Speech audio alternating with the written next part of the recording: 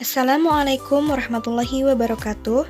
Perkenalkan, nama saya Yasmin Azizah Tuhfah dari kelas 12 IPA 2. Di video kali ini, saya akan melakukan praktikum mengenai pengisian dan pengosongan kapasitor. Sebelumnya, teman-teman tahu tidak apa itu kapasitor? Kalau belum tahu, nih aku kasih tahu ya. Jadi, kapasitor itu adalah komponen elektronika yang mempunyai kemampuan untuk menyimpan elektron-elektron selama waktu tertentu. Bentukan kapasitor seperti ini, teman-teman. Dan perlu teman-teman tahu juga, satuan dari kapasitor adalah farad. Di praktikum kali ini, hal pertama yang kita butuhkan adalah virtual lab. Selain itu, kita juga membutuhkan tabel untuk mencatat hasil dari pengisian dan pengosongan kapasitor. Di praktikum kali ini, saya menggunakan kapasitor dengan kapasitas 1 farad dan 500 milifarad. Yang terakhir, kita membutuhkan stopwatch atau timer karena kita akan melakukan pengisian dan pengosongan kapasitor selama per 5 detik. Oke teman-teman, kita mulai yuk praktikumnya. Yang pertama, kita akan melakukan pengisian kapasitor terlebih dahulu. Sekarang kita siapkan saklar, kemudian kita rangkai.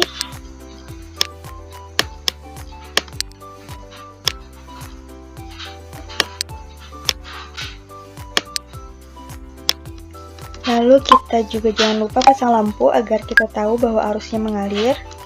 Dan yang pertama, saya akan menggunakan kapasitor berkapasitas 1 farad.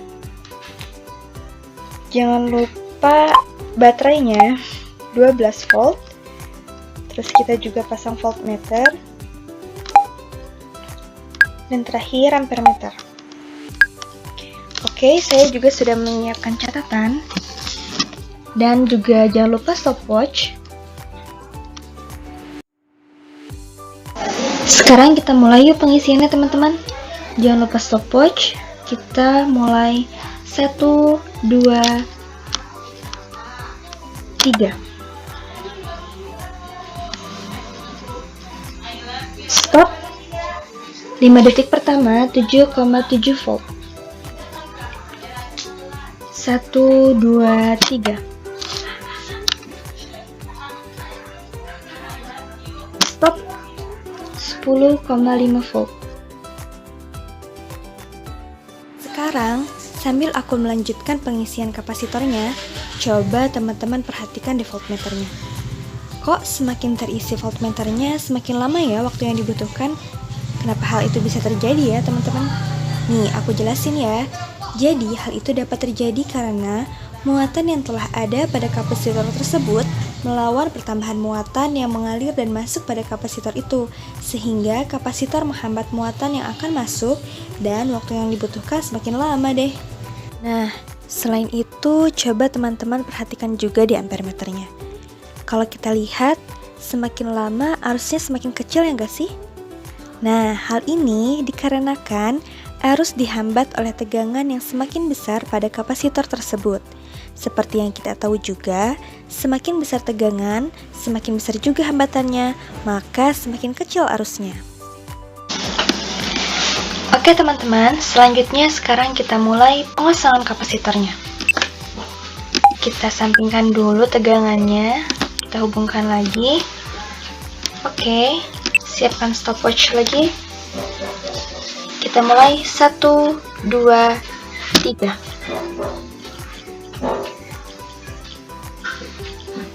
Stop. Sisa 4,04 volt. 5 detik kedua.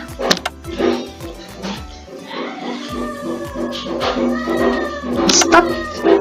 1,5 volt.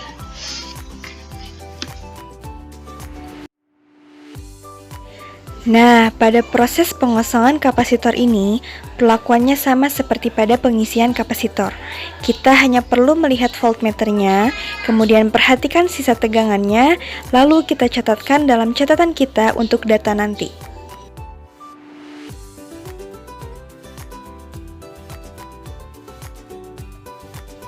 Inilah hasil dari pengisian dan pengosongan kapasitor. Saat terjadi pengisian pada kapasitor 1 farad dibutuhkan 28 second. Saat di 500 milifarad dibutuhkan 14 second. Dan saat terjadi pengosongan kapasitor di 1 farad dibutuhkan waktu 35 second dan di 500 milifarad dibutuhkan 18 second. Nah, setelah dari data, selanjutnya kita beralih ke grafik. Dimulai dari grafik pengisian kapasitor, dapat kita lihat jika kita bandingkan dari kapasitor 1 farad dan 500 milifarad, dapat kita lihat bahwa kapasitor 500 milifarad lebih cepat mencapai kapasitas penuh. Yaitu pada detik ke-14, kapasitor berkapasitas 500 milifarad sudah mencapai penuh, yaitu 12 volt.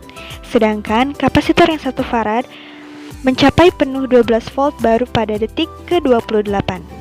Sebagai perbandingan, kita juga dapat lihat nih teman-teman, kapasitor 1 farad mencapai 11,8 volt baru pada detik ke-20. Sedangkan kapasitor 500 milifarad dapat mencapai 11,8 volt pada detik ke-10.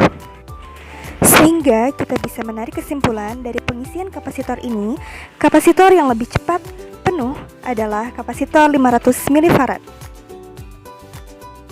Nah, selanjutnya coba kita lihat grafik pengosongan kapasitor. Di grafik pengosongan kapasitor 1 farad, kapasitor ini baru mencapai titik habis atau titik nol pada detik ke-35.